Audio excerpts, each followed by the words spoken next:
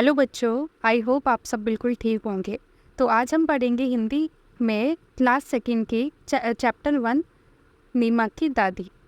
ये चैप्टर आपका नई बुक में से है, जो आपकी न्यू बुक सारंगी आई है, जो आपको वेबसाइट पे बहुत आसानी से मिल जाएगी। आप फ्री में उसे डाउनलोड कर सकते हो और ऑफलाइन भी अवेलेबल है।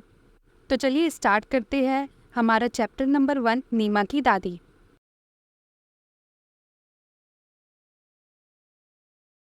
है हमारा चैप्टर 1 नीमा की दादी क्लास सेकंड का।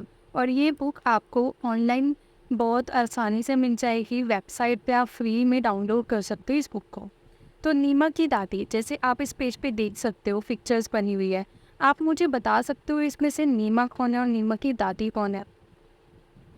तो अब तो आपने गेस कर ही लिया होगा कि ये जो छोटी बच्ची है ये नीमा की पिक्चर हो, और जो दूसरी पिक्चर है वो उसकी दादी की पिक्चर है। यहाँ पे उसकी दादी की दो पिक्चर दे रखी है अलग अलग काम करते हुए। नीमा एक छोटी बच्ची है जो स्कूल जाती है, और शायद वो अभी स्कूल से ही आ रही होगी। देखो, वो दरवाज़ा खोलते हुए अंदर आ रही है और सामने उसकी दादी बैठी हुई है। आप ग्रे हेयर देख के उसकी दादी की पहचान कर सकते हो। तो ये है नीमा और नीमा की दादी। तो नीमा की दादी ये जो चैप्टर है, इसमें शायद हम ऐसा ही कुछ किस्सा पढ़ेंगे जिसमें नीमा ने अपनी कुछ दादी के बारे में बताया। तो पढ़ते इस चैप्टर को। नीमा दोपहर में 2 बजे स्कूल से लौटती है। तो जैसे कि आप लोग भी अपने स्कूल जाते हो, किसी का स्कूल मॉर्निंग शिफ्ट में होगा, किसी का स्कूल इवनिंग शिफ्ट में होगा। तो नीमा जो है सुबह स्कूल जाती है और दोपहर में लौटती है। तो नीमा स्कूल से दोपहर 2 बजे लौटती है। इस समय घर पर सिर्फ दादी ही होती है, वे कहीं नहीं आती जाती। इस समय जो होती है नीमा के घर पे सिर्फ दादी ही होती है, वे कहीं आती जाती नहीं है। आप ये भी गेस कर सकते होंगे कि उसकी दादी कहीं आती जाती नहीं होगी। जैसे जैसे किसी पर्सन की, किसी व्यक्ति की एज बढ़ती जाती है, उसका शरीर जो है बूढ़ा होता जाता है, शरीर कमज़ोर हो जाता है। जो हमारी बॉडी होती है उसकी बोन्स यानी कि हड्डियाँ, मसल्स यानी कि मांसपेशियाँ कमज़ोर होती जाती है, जिसकी वजह से शरीर ज़्यादा चल फिर नहीं सकता। तो उसकी नीमा की जो दादी थी वो भी ज़्यादातर आती जाती कहीं थी नहीं, तो उस टाइम वो घर में ही होती थी। कभी बैठे बैठे सब्जी काट रही होती है, जैसा कि इस पिक्चर में दिखाया हुआ है। उनके घुटनों में दर्द रहता है। जैसे मैंने आपको बताया कि एज के बढ़ते हुए किसी भी पर्सन की बॉडी जो होती है वो कमज़ोर हो जाती है, हड्डियाँ कमज़ोर हो जाती है, तो उनके घुटनों में भी दर्द रहता था। इसलिए कभी वे अपने घुटनों में तेल मल रही होती है, यानी कि तेल से मसाज मालिश कर रही होती है। उन्हें नीमा का बहुत इंतज़ार होता है। क्यों? क्योंकि वो अकेले रहती थी, तो वो नीमा का इंतज़ार करती थी कि कब नीमा आए और कब वो नीमा से मिले और उसकी बातें सुने स्कूल की। नीमा रोज़ खाना खाते खाते स्कूल की बातें सुनाती। आपके घर में भी ज़रूर कोई फैमिली मेम्बर ऐसा होगा जिससे आप अपने स्कूल की बातें सुनाते, अपनी दोस्तों की बातें सुनाते आते, बहुत इंटरेस्टिंग बातें किस्से शेयर करते होंगे। दादी भी उससे खूब बातें करती है। शाम को नीमा खेलने जाती है। एक दिन नीमा खेलने के लिए जाने लगी तो दादी बोली, नीमा थोड़ी देर बैठ जा। तो शाम को जैसे रोज़ नीमा खेलने जाती है, जैसे आप लोग भी खेलने जाते होगे, ऐसे ही नीमा भी शाम को खेलने जाती है। तो एक दिन नीमा की दादी ने उसे रोक लिया। नीमा की दादी कहती, थोड़ी देर बैठ जा। क्या आप सोच सकते हो नीमा की दादी ने ऐसा क्यों कहा होगा कि थोड़ी देर बैठ जा, अभी क्यों नहीं जाना है? क्या वो उन्हें रोक रही होंगी? तो जैसे ही अभी आप लोगों को क्वेश्चन आ रहा होगा कि ऐसा क्यों किया होगा नीमा की दादी ने, तो ऐसे ही नीमा ने भी सोचा और नीमा ने बोला, क्यों? मेरा समय नहीं कटता, दादी बोली। दादी ने बोला, मेरा समय नहीं कटता, क्योंकि दादी का टाइम पास ही नहीं होता था। वह कहीं आ जा नहीं सकती थी, घर में ही रहती थी, और उस टाइम घर पे कोई होता भी नहीं था। तो नीमा रुकी, फिर दौड़कर दादी की चप्पलें ले आई और बोली, दादी आप भी मेरे साथ खेलने चलिए। खेलने में समय बहुत जल्दी कटता है। मैं 5 बजे खेलने जाती हूँ, पर 10 मिनट में ही 6 बज जाते हैं। तो नीमा ने नीमा की दादी को क्या बोला, फिर दादी को क्या बोला उसने कि दादी आप भी मेरे साथ खेलने चलिए। खेलने में समय बहुत जल्दी कटता है। कि ये चीज़ तो आप लोगों को भी पता होगी कि जब आप खेलने जाते हो समय कितना जल्दी निकल जाता है, टाइम कितना जल्दी निकल जाता है। मैं 5 बजे खेलने जाती हूँ, पर 10 मिनट में ही 6 बज जाता है।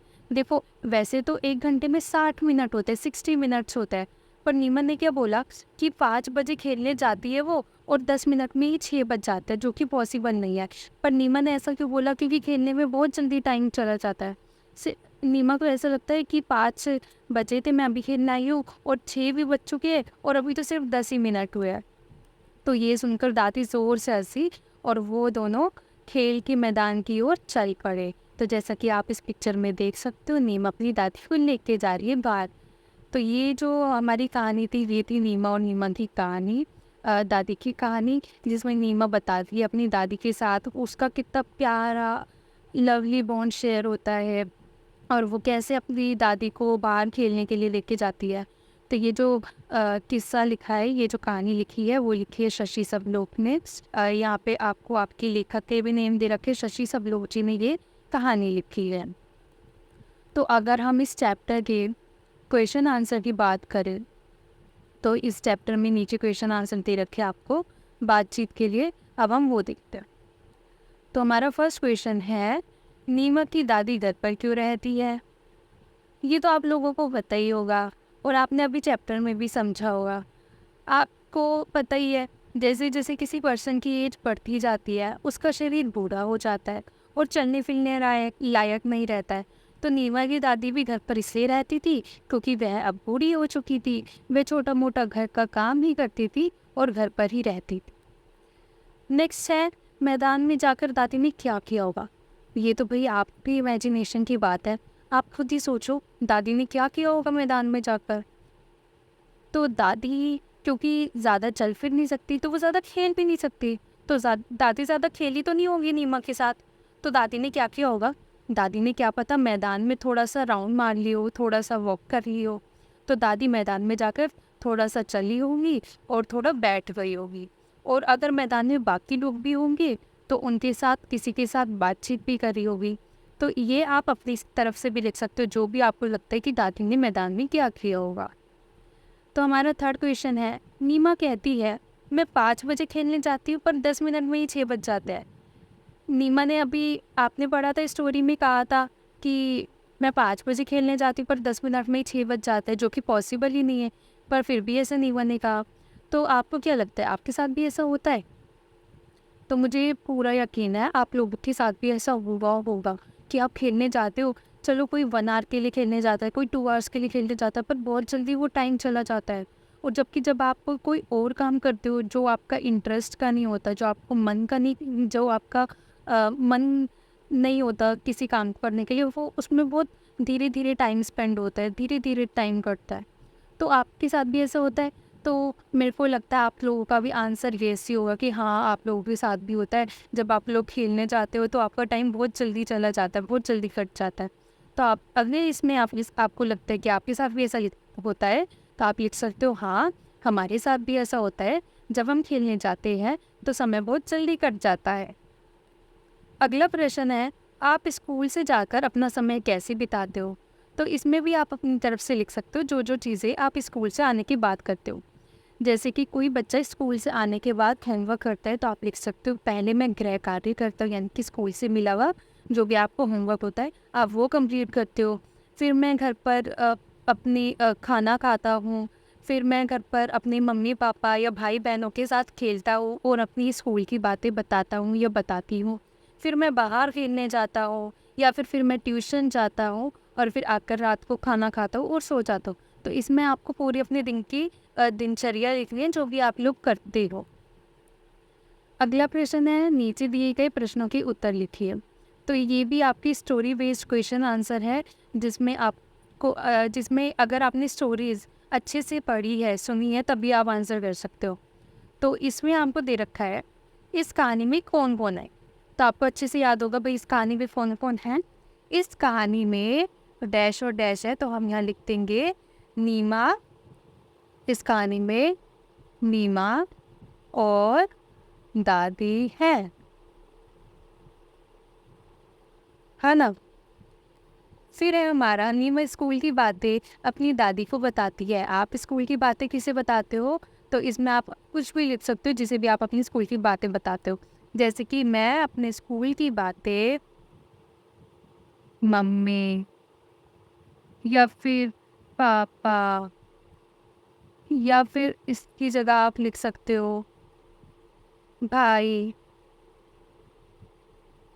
या फिर बहन। या फिर दादा, या फिर दादी, या फिर अगर आपके दोस्त होते हैं या फिर चाचा चाची ताऊ ताई, जिसे भी आप अपनी स्कूल की बातें बताते हो, आप इसमें यहाँ पे लिख सकते हो कि मैं अपने स्कूल की बातें दादा दादी मम्मी पापा भाई बहन या फिर ताऊ ताई चाचा चाची मौसा मौसी, जिसे भी आप अपनी स्कूल की बातें बताते हो, आप यहाँ पे लिख सकते हो। अब अगला हमारा जो थर्ड नंबर पे है, ये है, इस कहानी में नीमा और दादी है ना। ना और दा से शुरू होने वाले कुछ शब्दों की सूची बनाइए, यानी कि यहाँ पे लिस्ट बनानी है। तो जो भी आपको वर्ड ना से याद आता है या द से याद आता है या नी से, नो से, ने से, देखो आप कोई सी भी मात्रा यूज़ कर सकते हो उसमें। जो भी वर्ड्स याद आता है वो हम यहाँ लिखेंगे। तो जैसे कि ना से छोटे छोटे वर्ड्स अगर हम सोचें, तो ना से होता है नया। और क्या लिख सकते हैं हम ना से, आप भी गेस करो। ना से हम लिख सकते हैं नल। ना से हम लिख सकते हैं नदी। तो ये 3 इजी वर्ड्स है जो आप लिख सकते हो। इसके अलावा कुछ और वर्ड्स भी आप लिख सकते हो, कुछ भी वर्ड्स जो न से शुरू होता है या फिर न पर आने वाली किसी भी मात्रा से शुरू होता है। फिर द से आप लिख सकते हो दवात, दरिया, या फिर दरवाज़ा।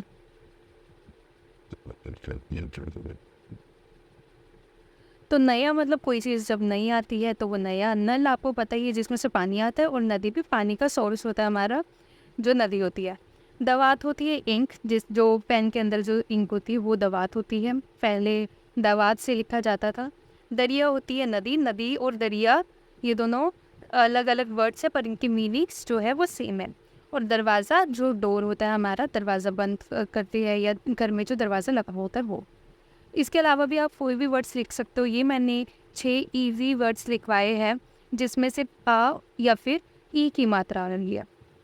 अगला क्वेश्चन अगर हम देखें तो ये तो बहुत मज़ेदार है भाई। नीचे कुछ वर्ण और कुछ मात्राएं दी गई है, कुछ वर्ण और कुछ मात्राएं दी गई है, जैसे कि आप इस बॉक्स में देख सकते हो। यहाँ पे कुछ वर्ड्स है और कुछ मात्राएं हैं। तो इन्हें जोड़कर शब्द बनाकर अपनी कॉपी में लिखने हैं। तो इसमें आपको वो फाइंड वाला नहीं करना है जो आप ऐसे फाइंड करते थे, सर्कल लगाते थे, ये वो वाला क्वेश्चन नहीं है। आपको इनमें से कोई भी वर्ण लेकर कोई भी मात्रा के साथ जोड़ के उसका शब्द बनाना है। तो जैसे कि अब हम स्टार्ट करते हैं इसे, ठीक है। तो यहाँ पे हमें पिक्चर्स भी दे रखे हैं, आप देख सकते हो। पिक्चर्स ये हमारे बिल्कुल हिंट की तरह है।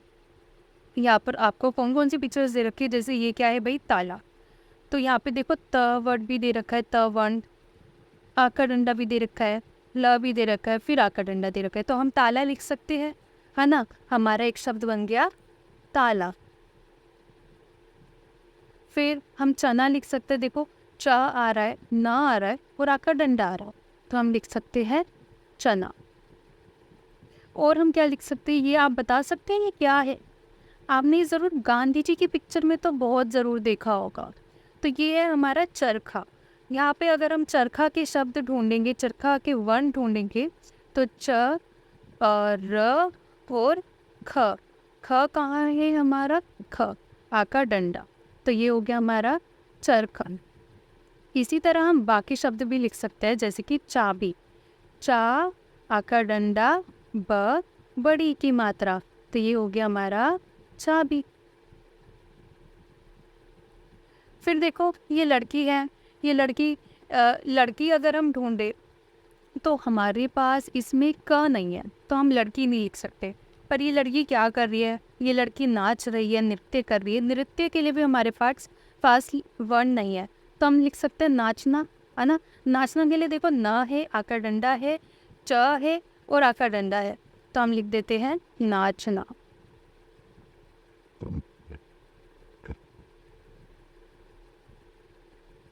ये हो गया हमारा नाचना। इसके अलावा हमारे पास बस हो, तो हम बस लिख देते हैं। देखो बस के लिए हमारे पास वर्ण है, ब और स। फिर ये है हमारा घर, तो हमने यहाँ घर लिख दिया। ये है हमारी इमारत। इमारत के लिए देखो हमारे पास छोटी ई है, म है, आ का डंडा है, र है और त है, तो हमने यहाँ लिख दिया इमारत। और ये है हमारा ताला हमने लिख दिया। तो ये हमने सर्कल कंप्लीट कर लिया। ये थे हिंट्स जो हमें इसमें से दे रखे। इसके अलावा आप और भी शब्द ढूंढ सकते हो इसमें से जो आप बना सकते हो। जैसे कि अब देखो यहाँ पे मेरे को दिख रहा है कि यहाँ पे माँ है, च है, स है, आ का डंडा है और ई है। तो मैं इससे एक शब्द बना सकती हूँ माचिस। माचिस देखो मेरे को इस हिंट में नहीं दे रखा है, पर मैंने फिर भी ढूंढ लिया। तो आप इसमें और भी शब्द बना सकते हो जो भी आपको मिल रहा है। तो यहाँ पे मैंने लिखा है माचिस। कितना इजी और कितना इंटरेस्टिंग टास्क था ये वाला ना। तो ये भी आप अपना कर सकते हो बहुत इजीली, और इसमें आपको ढूंढने में बहुत मज़ा आने वाला है। तो अच्छे से ढूंढना बाकी शब्द भी अगर मिले तो आपको। फिर यहाँ पे देखो अगले क्वेश्चन में हमें क्या बोल रखा है, कुछ अक्षर छूट गए हैं उन्हें लिखो। अब देखो भाई ये रेलगाड़ी जो है वो दौड़ रही है, पर इसके कुछ अक्षर छूट गए हैं, यानी कि इसके कुछ यात्री छूट गए हैं एक तरीके से। तो आपको इसमें वो भरने हैं। तो देखो अगर आप इसमें नोटिस करोगे, यहाँ पे अ है, यहाँ पे ऊ है, यहाँ पे छोटा ए है, यहाँ पे छोटा आ, छोटा ऊ, छोटा ए। तो बाकी वर्ण क्या आएंगे, यहाँ पे एक तरह से वर्णमाला बन रहे आपके। तो यहाँ पे छोटा है तो यहाँ पे क्या आएगा, बड़ा आ। बताओ बड़ा आ की बात क्या आता है, बताओ मुझे। बड़ा आ के बाद क्या आता है, बड़ा आ के बाद आता है हमारा छोटी ई, जो होता है छोटी ई से इमली। तो यहाँ पे लिख दिया छोटी ई। छोटी ई के बाद क्या आता है हमारा बड़ी ई। तो हमने यहाँ लिख दिया बड़ी। बड़ी के बाद छोटा ऊ, छोटे ऊ से उल्लू। छोटे ऊ से उल्लू के बाद देखो इसके बाद हमारी ट्रेन यहाँ नहीं जाएगी, उसके बाद ये जाएगी यहाँ पे। तो छोटा ऊ के बाद हमारे आता है बड़ा ऊ। बड़ा ऊ के बाद क्या आता है, बड़ा ऊ से ऊन के बाद री से ऋषि। री से ऋषि के बाद क्या आता है, छोटी ए से एड़ी, बड़ी ए से ऐनक। बड़ी ए से ऐनक के बाद क्या आता है, छोटी ओ से ओखली और बड़ी ओ से औरत। तो ये हमने वर्णमाला यानी कि रेलगाड़ी के छूटे हुए अक्षर, यानी कि इसमें बैठे हुए छूटे हुए यात्री को हमने इनमें बैठा दिया। तो ये अब हमारी रेलगाड़ी भी चल पड़ेगी। इसे बाय बाय कर देते हैं। अब हमारा नेक्स्ट क्वेश्चन क्या है, कहानी में इंतज़ार शब्द आया है। आपने नोटिस किया था कि कहानी में इंतज़ार शब्द आया था, जैसा कि नीमा की दादी नीमा का इंतज़ार करती थी। अक्षर के ऊपर लगने वाली बिंदी, देखो इस शब्द में भी बिंदी है, इस शब्द में भी बिंदी। अक्षर के ऊपर लगने वाली जो बिंदी है इनको हम बोलते हैं अनुस्वर। इंतज़ार में जैसे कि ई के ऊपर बिंदी लगाई, इंतज़ार हो गया। तो ये जो हम शब्द पढ़ेंगे इसमें देखो बिंदी नहीं है ऊपर, यहाँ पर बिंदी नहीं है। तो ये क्या बन गया, इंतज़ार। अब इंतज़ार में अगर हम ऊपर ई के ऊपर बिंदी लगाएंगे तो वो क्या हो जाएगा, ई न तज़ार, इंतज़ार हो गया। आइए ऐसे ही कुछ अन्य शब्दों को देखते हैं। अब देखो इन्हीं की तरह कुछ और शब्द हैं हमारे पास, अब हम उन्हें देखते हैं। तो अक्षर समूह यहाँ पे दे रखे हैं, जो आपको शब्द दे रखे हैं। अनुस्वार लगाने पर बने शब्द हम यहाँ लिखेंगे, और यहाँ पे हमें उनके चित्र दे रखे हैं। तो फर्स्ट है हमारा शक। शक शक। शक पर अगर हम श पर बिंदी लगाते हैं ऊपर तो वो बन जाता है शंख। शंख का पिक्चर आप देख सकते हो। जब भी शंख कहाँ पे ज़्यादातर यूज़ होता है, जब भी हम कुछ नया स्टार्ट कर रहे होते हैं या फिर किसी धार्मिक पूजा में हम कुछ नया कर रहे होते हैं, कुछ अच्छा कर रहे होते हैं, कुछ पवित्र कर रहे होते हैं, तो हम शंख बजाते हैं, या फिर ख़त्म करने पे हम शंख बजाते हैं। शंख की एक ध्वनि होती है वो निकलती है और उससे शंख हम बजाते हैं। फिर आता है हमारा पतग। पतग। अब पतग पे आपको सुना सुना लग रहा होगा, कुछ तो कमी है इस शब्द में। तो इस शब्द में कमी है न की, पतंग। तो पतंग में हम तब के ऊपर बिंदी लगा देंगे, पतंग। पतंग। पतंग। पतंग तो आपने देखी होगी। अच्छा, सबसे ज़्यादा पतंग आप लोग कब उड़ाते होगे, सोचो कब आपको आसमान में, आपने कभी आसमान में सबसे ज़्यादा पतंगे कब देखी है? तो वो है 15 अगस्त का दिन, जब ज़्यादातर बच्चे पतंग उड़ाते हैं। आपने भी उड़ाई होगी पतंग। अगर आप लोगों को नहीं उड़ानी आती है तो आप लोग देखते तो ज़रूर होंगे पतंग उड़ते हुए 15 अगस्त के दिन आसमान में। बाकी दिन भी उड़ती है पर 15 अगस्त के दिन सभी उड़ाते हैं। ज़्यादातर। फिर आता है हमारा शब्द बदर, बदर। बदर कुछ तो खाली-खाली है, यहाँ पे कुछ तो कमी है। तो यहाँ पे किस चीज़ की कमी है? हमारे अनुस्वार की। अनुस्वार मतलब हमें यहाँ पे क्या लगाना है? एक बिंदी लगाना है जिसमें हमारी न की साउंड होगी। तो बदर, बदर। बदर तो नहीं है ये है बंदर। तो ब न हमने ब के ऊपर बिंदी लगा दी, ब न द र बंदर। ये बन गया हमारा बंदर वही। अच्छा, बंदर सबसे ज़्यादा आपने क्या खाते हुए देखा है? क्या खाता है बंदर सबसे ज़्यादा? तो बंदर की जो फ़ेवरेट चीज़ है वो है केला। बंदर सबसे ज़्यादा केला खाता है, उसको फ़ेवरेट है केला। नेक्स्ट है हमारा मदिर, मदिर। ये मदिर क्या होता है भाई? चित्र में देखो, ये तो मंदिर है ना? है ना? अनुस्वार की कमी हमारे पास यहाँ पे। तो हम यहाँ पे म न, तो यहाँ पे म के ऊपर बिंदी लगा दें, मंदिर। अब ये हमारा शब्द कंप्लीट हो गया, मंदिर। नेक्स्ट है हमारे पास अगूर, अगूर। अगूर क्या होता है? कुछ नहीं होता अगूर तो। चलो चित्र में देखते हैं। तो ये तो अंगूर बना हुआ है भाई। तो यहाँ पे भी हमें अनुस्वार लगाना है। तो अंगूर के लिए हम कहाँ पे बिंदी लगाएंगे? अंगूर के लिए हम लगाएंगे अ के ऊपर बिंदी, ताकि अ न गूर, अंगूर हमारा शब्द कंप्लीट हो जाए। तो अगर आपने ये नहीं उतारा है तो अब आप यहाँ पे से उतार भी सकते हो। ये हमने कंप्लीट कर लिया है। बंदर, मंदिर और अंगूर, ये हमारे 3 शब्द बन गए और टोटल हमारे 5 शब्द बन गए। तो यही थी हमारी इस चैप्टर की एक्सरसाइज। देखो कितने इजी क्वेश्चंस थे, और आपने भी चैप्टर ध्यान से सुना तो आपको और भी इजी लगे। तो ये जो हमारे 4 शुरू के थे, स्टोरी बेस्ड थे, फिर यहाँ पे कुछ खाली स्थान थे जिसमें आपको अपनी तरफ से भी सोच के बताना था। यहाँ पे देखो आपको कुछ चित्र में से समझ के बताना था और कुछ आपको पहले से ही आता था। यहाँ पे आपने एक नई चीज़ सीखी जिसे हमने क्या कहा आज? अनुस्वार। तो ये जो हम बिंदी लगाते हैं किसी शब्द के ऊपर न के लिए या म की साउंड के लिए, उसे कहते हैं हम अनुस्वार। तो आपने आज एक नई चीज़ भी सीखी, अनुस्वार लगाना। और यही हमारा होता है ये चैप्टर ख़त्म। आई होप आप सबको ये वीडियो में समझ आया होगा जो हमने पढ़ा नीमा और नीमा की दादी, और जो आज हमने नई नई चीज़ें सीखी हो। Thank you.